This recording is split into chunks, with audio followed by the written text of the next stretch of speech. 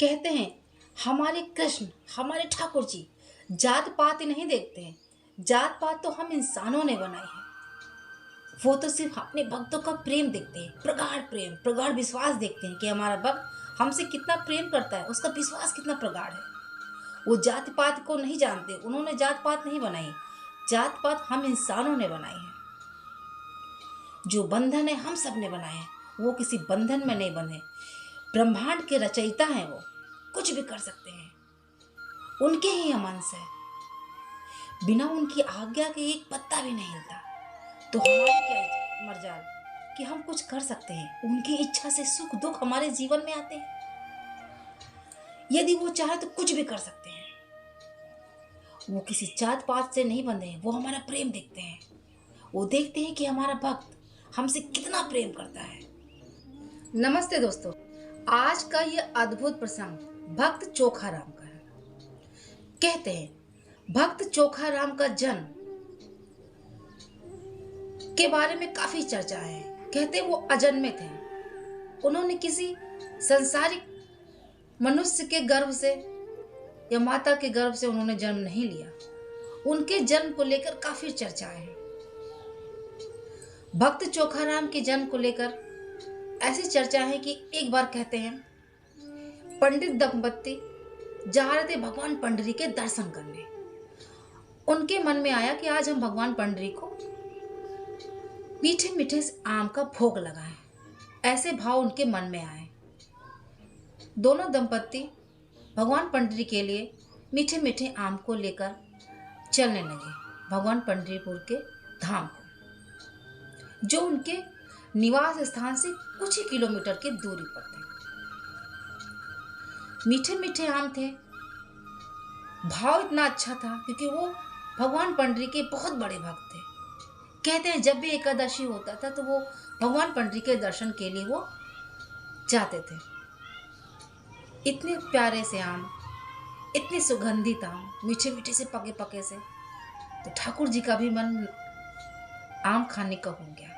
उन्होंने क्या किया, वो भी एक साधारण मनुष्य पंडित जी का रूप धरकर उनके सामने उपस्थित हो गए और कहने लगे, भाई मुझे खाने के लिए कुछ दे दो, मुझे बहुत भूख लगी है। आग्रह करने लगे। तो दोनों दंपतियों ने कहा, जब ये कह रहे इन्हें भूख लगी हुई है और इतना आग्रह कर रहे हैं, मेरे पास तो काफी ढेर सारे आम हैं भगवान को भोग लगाने के लिए, उसमें से कुछ आम निकाल के इन्हें हम दे देते हैं। इनकी भूख प्यास मिट जाएगी, इन्हें संतुष्टि मिलेगी। कहते हैं किसी भूखे की भूख प्यास मिटाना भगवान को तृप्त करने का ही सुख प्राप्त होता है। बस ऐसे भाव से उन्होंने पंडित जी को आम खाने के लिए दे दिए। जो झोले में उन्होंने आम रखे थे वो पूरा उनके सामने रख दिया और कहा, आप खा लीजिए, आपकी जितनी इच्छा हो। ठाकुर जी ने क्या किया, आम चूस चूस के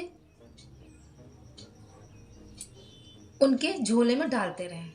वो पूरा आम नहीं खा रहे थे, थोड़ा चूस ले फिर उनके झोले में डाल लें, फिर चूस रहे फिर झोले में डाल लें। ऐसा वो करते रहे। ये सारी क्रिया दोनों दंपत्ति देख रहे थे। कह रहे अरे ये तो सारे आम झूठे कर रहे हैं, अब हम भगवान पंडरी को क्या भोग लगाएंगे। तो कहा खाने दीजिए, इन्हें भूख ज्यादा लगी है, अगर कुछ बचता है तो हम भगवान के लिए ले जाएंगे।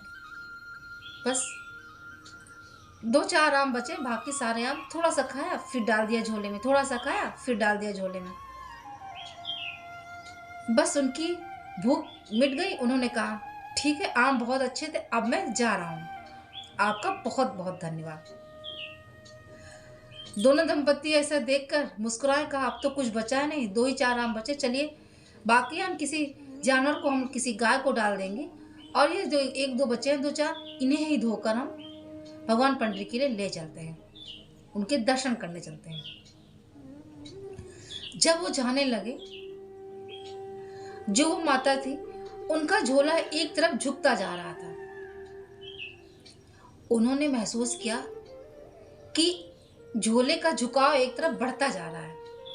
आम तो थोड़े थे, फिर ये कैसा हो रहा। उन्होंने झोले को उठा के देखा।